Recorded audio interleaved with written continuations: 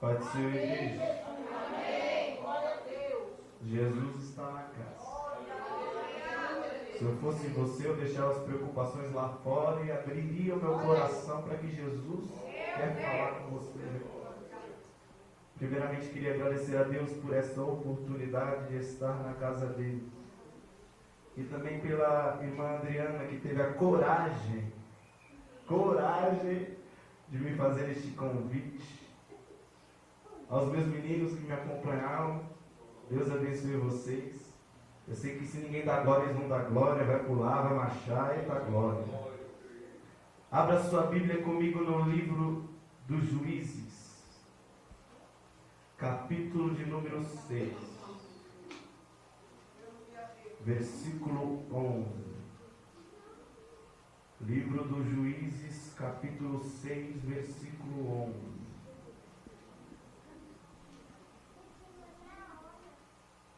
Que diz assim: quem achou, diga amém.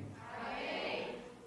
Então o anjo do Senhor veio e assentou-se debaixo do carvalho que está em Ofra, que pertencia a Joás, a Biesrita, e Gideão seu filho estava malhando trigo no lagar, para salvar dos midianitas.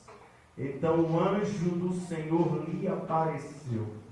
Então o anjo do Senhor lhe apareceu e lhe disse: o Senhor é contigo, varão valoroso. Mas Gideão lhe respondeu: ai, Senhor meu, se o Senhor é conosco, porque tudo isto nos sobreveio, e que é feito de todas as suas maravilhas, que nossos pais nos contaram, dizendo: não nos fez o Senhor subir do Egito? Porém agora o Senhor nos desamparou e nos deu na mão dos midianitas. Então o Senhor olhou para ele e disse: vai nessa tua força, vai nessa tua força, e livrarás a Israel das mãos dos midianitas. Porventura não te enviei eu? Amém. Os irmãos podem se assentar.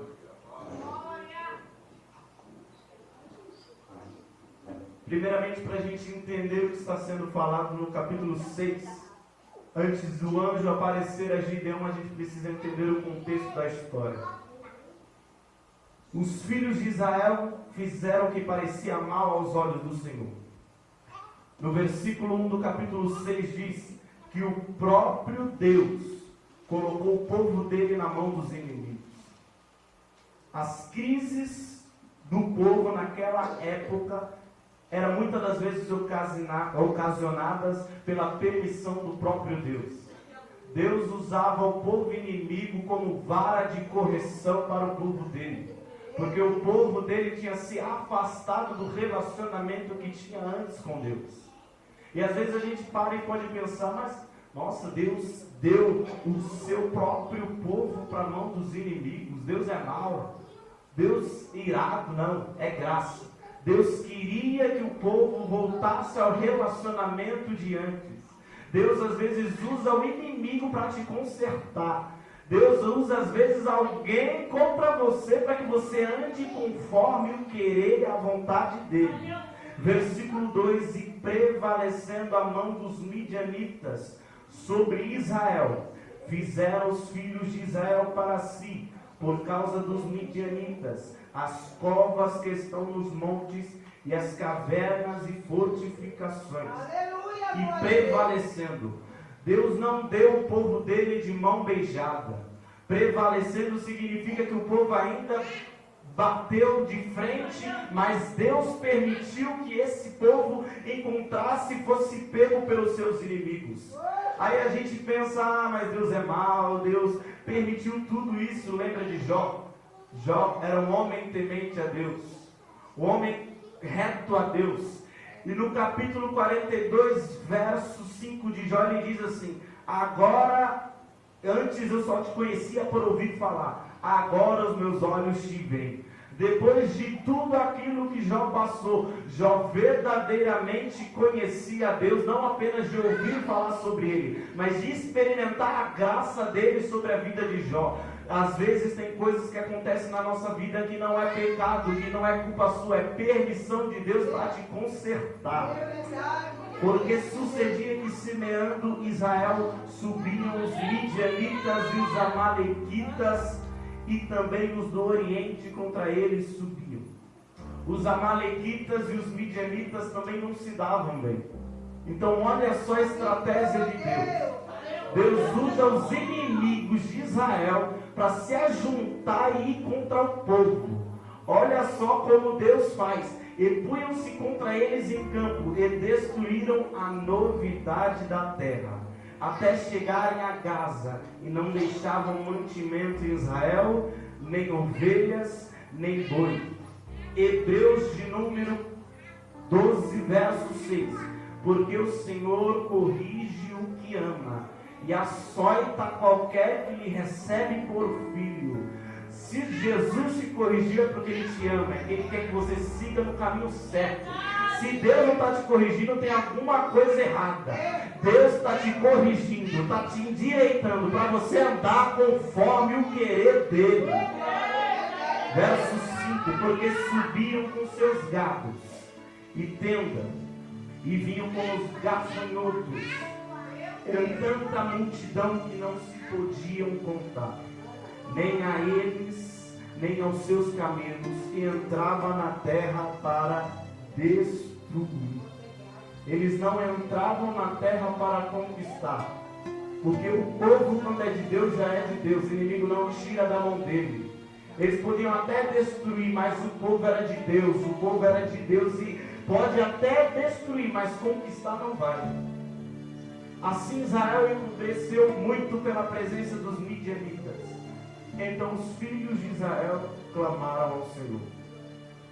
Imagina Deus no céu, 7 anos, nas mãos dos inimigos, tanto tempo, e o povo foi clamar a Deus, depois de 7 anos.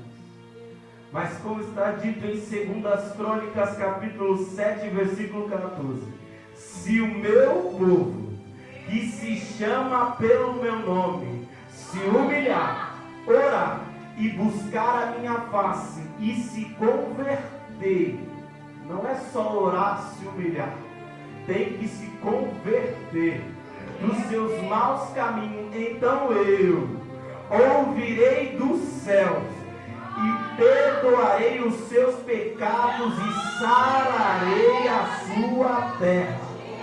Verso 7, sucedeu que, clamando os filhos de Israel ao Senhor por causa dos midianitas, enviou o Senhor um profeta aos filhos de Israel, que lhes disse assim: assim diz o Senhor, Deus de Israel, do Egito os fiz subir, e vos tirei da casa da servidão, e vos livrei da mão dos egípcios, e da mão de todos quanto vos oprimiam, e os expeli diante de vós, e vos dei a sua terra. Eu vou trazer para o nosso tempo, servidão, a casa de servidão, o Egito para nós era o mundo.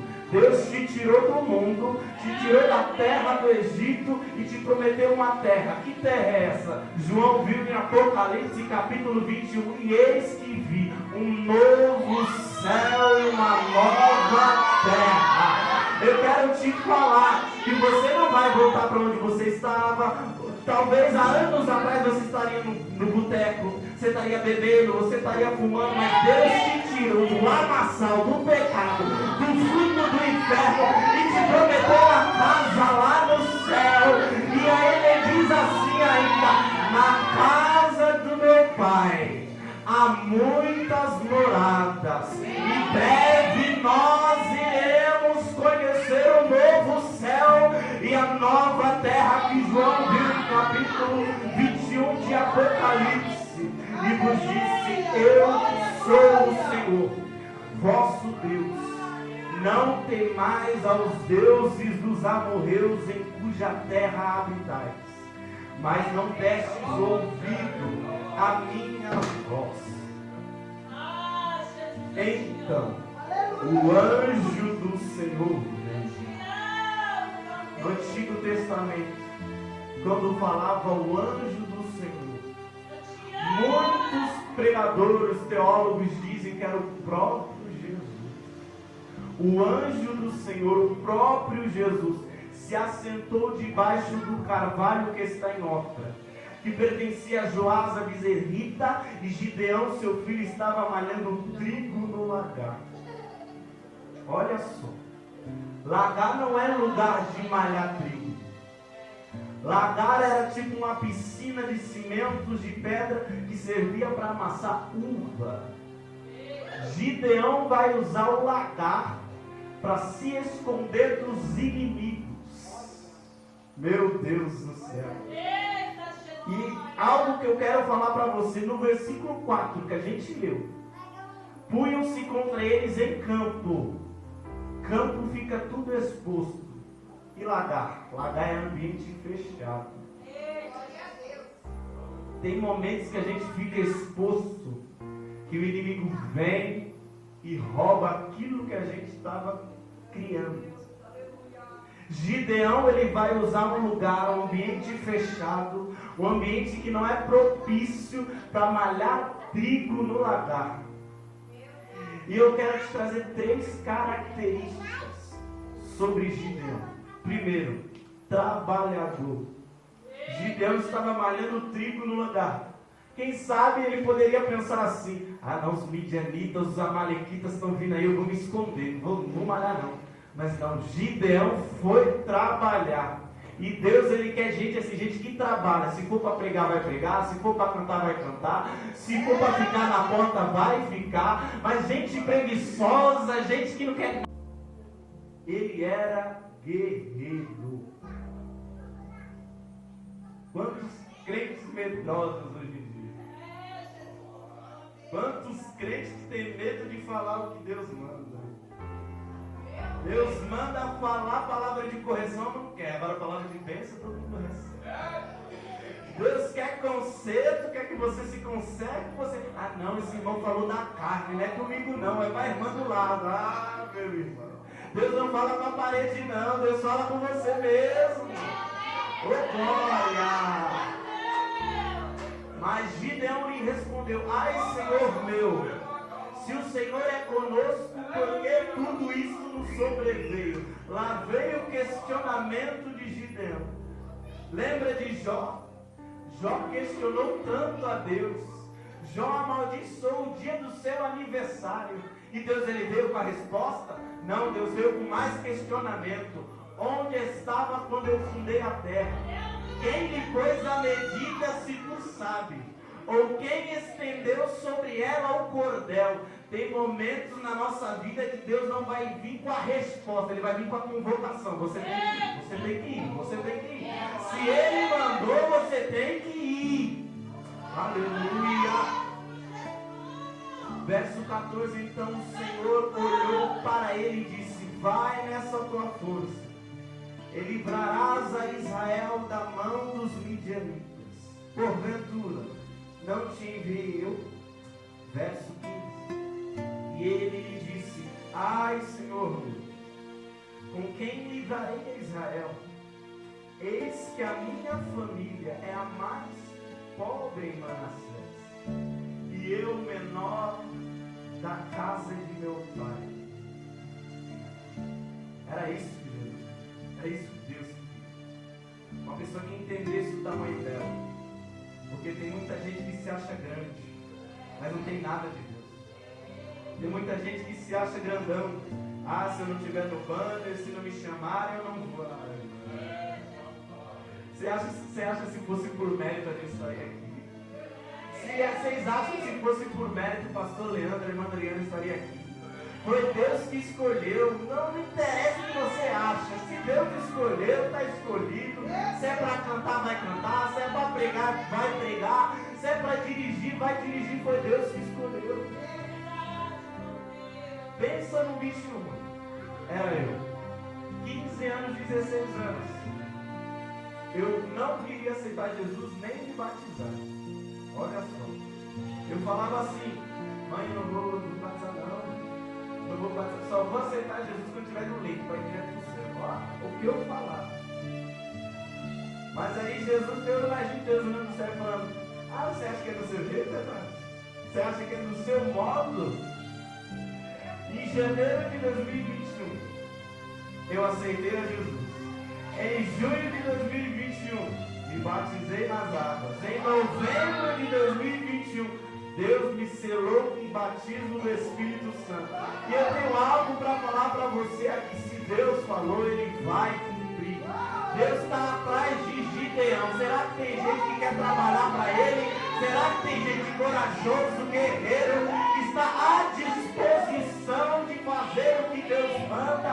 Talvez você esteja pensando: mas Deus, eu sou o menor da casa, Deus. Tem tanta gente para pregar, tem tanta gente para louvar Jesus, mas Deus escolheu você. Foi você que Deus escolheu. Não adianta você colocar em outras pessoas o que Deus te chamou. Ele diz bem assim: se o Senhor é conosco, mas o Senhor não falou que era conosco. O Senhor falou: o Senhor é contigo. Não dê a outras pessoas o que Deus depositou a você. É com você. Talvez na sua casa não tenha apoio, mas o céu está falando: é com você. Talvez na sua escola não tenha ninguém crente do seu lado, mas Deus está falando: é você. É você que eu quero fazer a diferença. Aleluia. Imagina o cenário da guerra.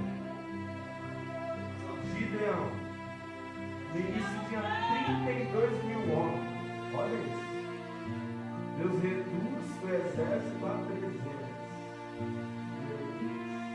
O que Deus quer ensinar para a gente? Quantidade não significa nada de qualidade. Não adianta a igreja estar lotada, e não tem ninguém disponível ao Espírito Santo para ouvir a voz do Espírito Santo. Não adianta nada a igreja estar cheia, e o povo morto dentro da igreja. Hoje em dia, muitos pregadores se esforçam, se matam para pregar, a igreja morre. A igreja está parecendo um cemitério. O povo não glorifica, o povo não adora, o povo sai e reclama ainda do culto. Ah, o culto foi ruim. A palavra foi dura. A irmã errou no hino. Não, irmão, quem faz o culto é eu e você. Deus, Ele já entregou o seu Filho. E o que nós temos que fazer é entregar o nosso louvor a Ele. Se não fosse aquela cruz no Calvário, Jesus com braços abertos, onde nós estaríamos, irmãos? Ah, mas o céu quer conserto com Gideão aqui hoje. O céu está falando: vai nessa tua força, Deus. Está difícil, vai nessa tua força. Você não está aguentando, vai nessa tua força. Está doendo, vai nessa tua força. Por quê? Porque o Senhor é contigo. O Senhor é contigo. O Senhor é contigo nesta tarde. Aleluia! Aleluia! Glória a Deus! Enquanto Ana estava louvando a Deus, sim, meu Deus, o céu me incomodava no meu coração para dizer para ti: Ana, grande é a chamada que o Senhor tem na tua vida. Grande é a chamada que o Senhor tem. Ele te escolheu desde o ventre da tua mãe. Não pense em parar de louvar. Não desista no meio do caminho, porque o Senhor é contigo. Você não veio aqui. O céu me trouxe para te falar: o Senhor é contigo. E através da sua vida, através do louvor que você cantar, Ele vai curar, Ele vai salvar, Ele vai libertar. Então permaneça firme na caminhada, porque o Senhor é contigo. A igreja se coloca de pé. Aleluia. Os irmãos se colocam de pé. Eu peço, segure a mão de quem está do seu lado. Eu quero ver a igreja intercedendo comigo, porque o céu está fortalecendo vidas aqui nessa tarde. O céu está fortalecendo corações aqui nessa tarde que estava se pensando: Jesus, eu sou o menor da tua casa. Jesus amado, se fosse pelas minhas forças, eu nem estaria aqui. Verdade. Mas o Senhor te trouxe aqui nessa tarde para falar: o Senhor é contigo, vai nessa tua força mesmo. Você talvez veio se arrastando, mas o Senhor está falando: vai nessa tua força mesmo. Ah, Espírito Santo de Deus, eu te apresento a tua igreja, Pai. A tua igreja que neste momento está intercedendo pela vida de cada um, Pai. Espírito Santo de Deus, vai fortalecer os corações. Vai visitando, Jesus, a alma dos seus filhos. Senhor amado, que eles não venham esquecer que o Senhor falou com eles aqui nesta tarde. Porque o Senhor é conosco, o Senhor nos escolheu aqui nesta tarde, Jesus. E que tudo aquilo, Jesus, que vem contra a nossa mente, que tentar, Jesus, nos parar, que tentar, Espírito Santo, na verdade, que a gente desista, venha cair por terra, que venha cair cavalo e cavaleiro no poder que há no nome de Jesus.